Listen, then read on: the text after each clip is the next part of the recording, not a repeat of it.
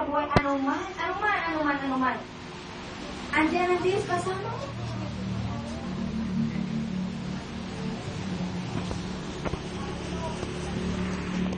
Sapagkat kung ano yung kinatatakutan ninyo mawala sa inyo, yun ang gagamitin ni Satanas para manghina kayo.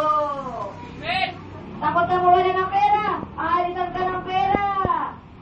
Para sabihin mo na sa Diyos ko, ba't sinagalan ako ng trabaho? Hindi mo alam. Kahit wala kang trabaho, bubuhayin ka ng Diyos. Amen!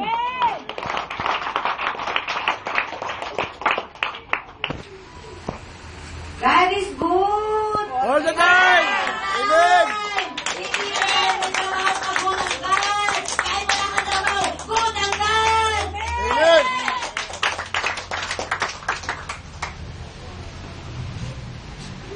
Ang sabi ng Holy Spirit, ano pakinig ko? Kailangan kita ang lakas-lakas mo, gamitin mo sa akin ang lakas mo. Amen! Na kaya mong buhayin ang iyong mga mahal sa buhay. Ako din ang ito. Ngayon, bibigyan kita ng pagkakataon. Pagkaroon ka ng pagkakita. Isama mo itong mga kapatid mo sa pananampalataya. Amen!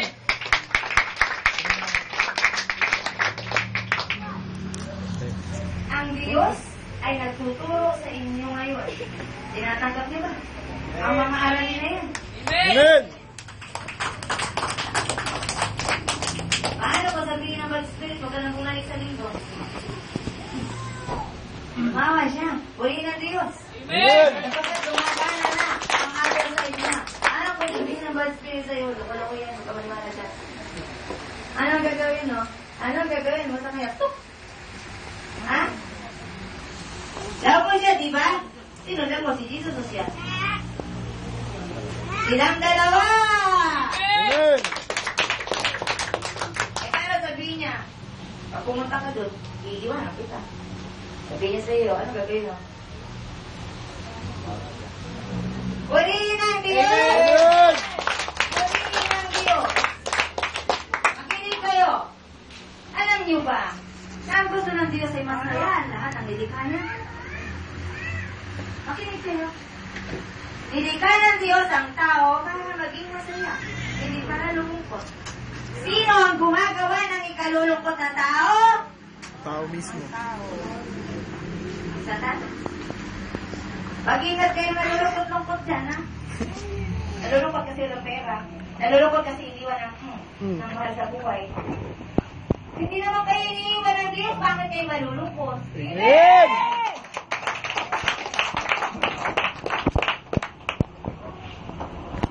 Eh, pag iniiwan mo siya, sino sa inyo kayong dalawang nalulungkot? Makinig kayo, kapag iniwan niya siya, sino sa kanila dalawang malulungkot? Sino? Yung girl o yung boy? Iniwan ng girl yung boy, sino malulungkot sa kanila? Boy. Ha? Bad boy.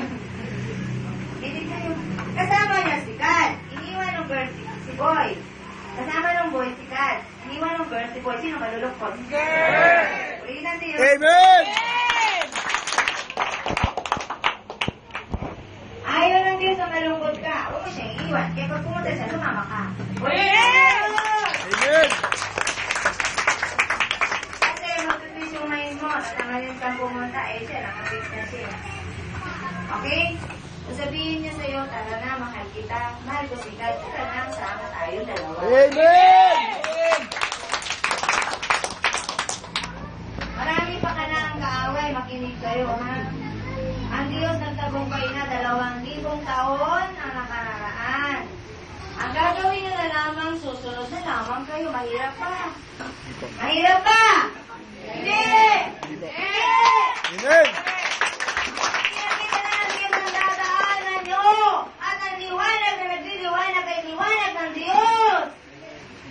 Amen! Ang nagsasabi ng mahirap ay mga nasa kadiliman. Kapagkat hindi nila alam kung saan sila dadaan. Wala silang liwanag, pero kayong narito na, nililiwanagan kayo ng Diyos. Kaya hindi na mahirap. Ha? Hindi na mahirap. Kahit pa lumalakad ka, tutumba ka, tatayo ka pa rin. Tatayo ka ng Diyos. Amen.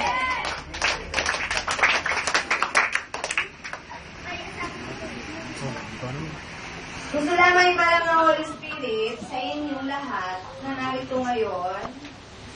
Ngumiti na kayo. Ngumiti na kayo! Amen.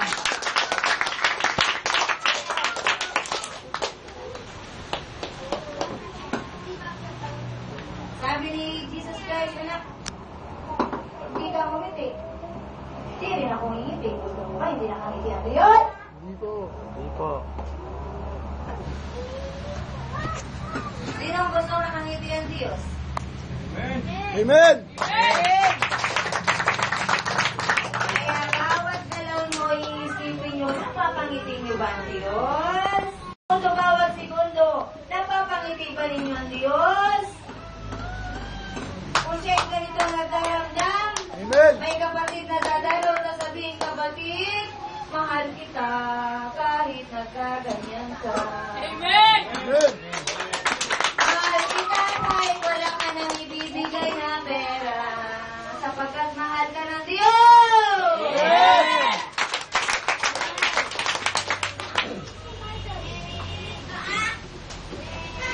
Yan masusubukan. At ikaw na ngayon ang magbibigay! Amen. Kaya ang lahat ng bagay nasa kayusan. Dati siya ang nagbibigay. Ngayon, siya naman ang tatanggap ng pagmamahal. Amen. Kaya ngayon natanggap niyo na pag-ibig ng Diyos. Papa, pag mabilis kayo, magbalik ng pagmamahal sa Diyos. Ano mga oras yan? Hindi naman kailangan linggo lang. Hindi naman kailangan linggo lang kayo huminga. Araw-araw ay humihinga kayo, kaya araw-araw ay magbabalik kayo ng pasasalamat sa Diyos. Amen.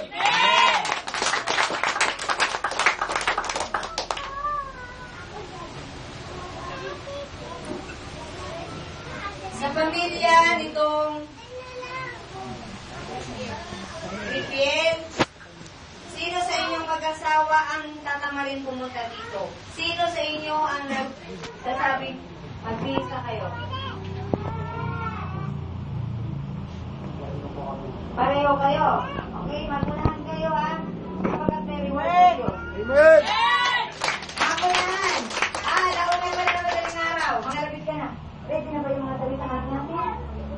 Ready na ba yung pampaliko ng puso natin? Sapagkat ang Diyos ay naghihintay sa inyo! Amen. Para bigay ang regalo, hinihintay ninyo. Sa inyong dalawa, sino sa inyo magsasabing, tara na, bilisan natin. Gusto ko doon sa unahan. Ha? Gusto ko yung nakikita ko business. Amen. Gusto ko nakikita ko yung mata niya. Kapag galit na galit, ay kita mo talagang nagagalit. Amen. Dito, okay pa yan, malapitan pa. Pag dumami na, yung babagal-bagal doon, nasa kritan. Hulihan lang. Ha? Pero ang Diyos ay mabuti. Kahit nasa likuran, kakita ka ng Diyos. Amen.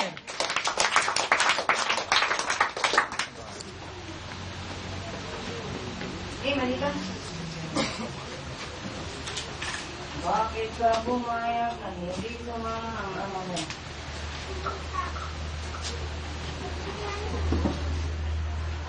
Nung kanina po, kinausap ko yung sabi ko, Dad, hindi ka ba naliligo? Umpis ka na. Tinanong ako po siya. So sabi niya, hindi ko po siya kasama. So tinanong ko, bakit? Sabi niya ganyan. Sabi ko, di ba nag-usap na tayo na tuwing dito, kasama ko po siya. Ano ko, so, may sakit po siya ngayon. Ano po, may nangyari po kasi alam ko, yung ginawa lang yun, labag talaga si Lord. Sobra labag talaga si Lord. Kaya hindi na po ako nagtataka kung bakit bakit nagkaroon po siya ng mga tapos, pinili ko po siya na sabi ko sa kanya na hindi, ito naman yung mga pamagalit sa'yo, pumunta na kayo doon, sabi ko sige na, tapos ayaw po niya. Tapos nakifeel ko po na nagpapalpitate po siya, yung heartbeat po niya, sobrang lakas. Nakifeel ko po kahit sa kamay niya na yung heart niya, sobrang lakas po ng heartbeat. So parang ako, sabi ko, pinipilit ko po siya na, sige na, kahit di ka na maligo kasi yun nga po may sakit po siya. Sabi ko, huwag ka na maligo, sabi ko, mag-iis ka na lang, pumunta ka na ako ng hospital para makapagpahinga kahit nag-drive po siya. Sabi ko niya, wag na. Sabi ko, siyawin mo bahala sa kanya. Sabi ko, basta ako, pinilit ko po talaga siya, tapos ayaw mo niya. Siyawin na po bahala sa kanya. Basta alam ko na yung karamdaman niya kayo, binigay yun ni God sa kanya. Dahil sa ito, Purihin ang Diyos.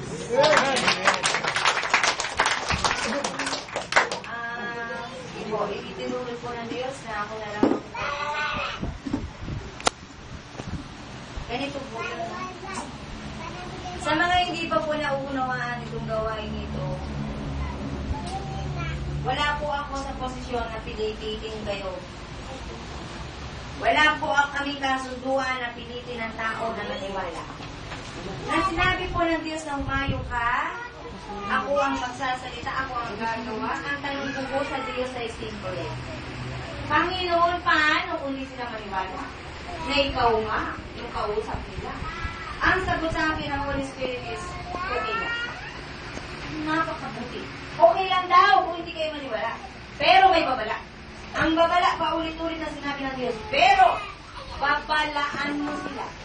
Kung hindi sila maniniwala, wag na silang magsasalita. Na hindi sila maniniwala o naniniwala sapagkat parunong tama sila.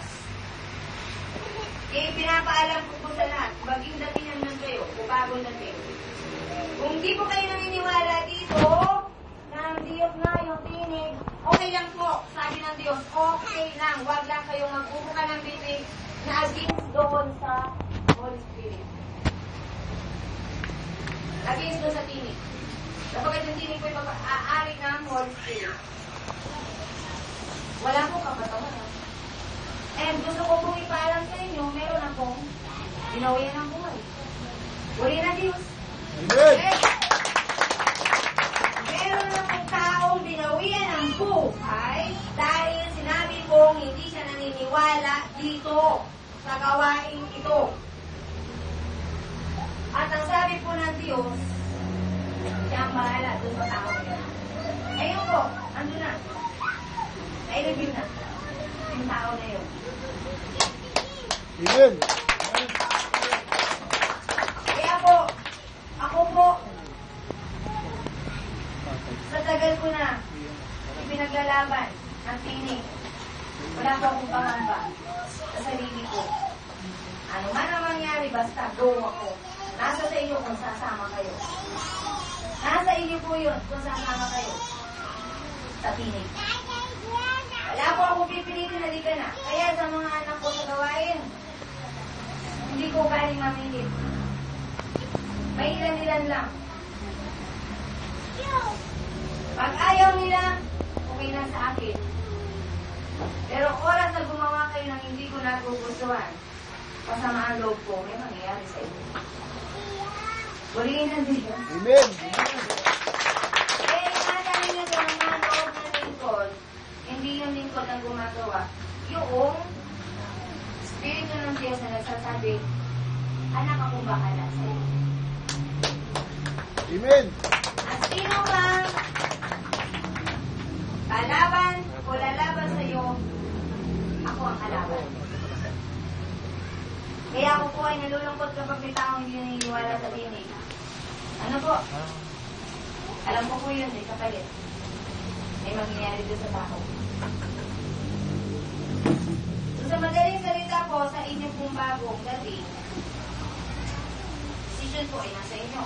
Babalik po kayo o hindi. Kasi hindi ko po galing Hindi ko po galing manghili. Yung po yung talagang karakter ko. Kasi ang para po sa akin, sapat po yung words ni God na narinig mo. Para yun po ang maging dahilan ng pagbalik mo. Amen.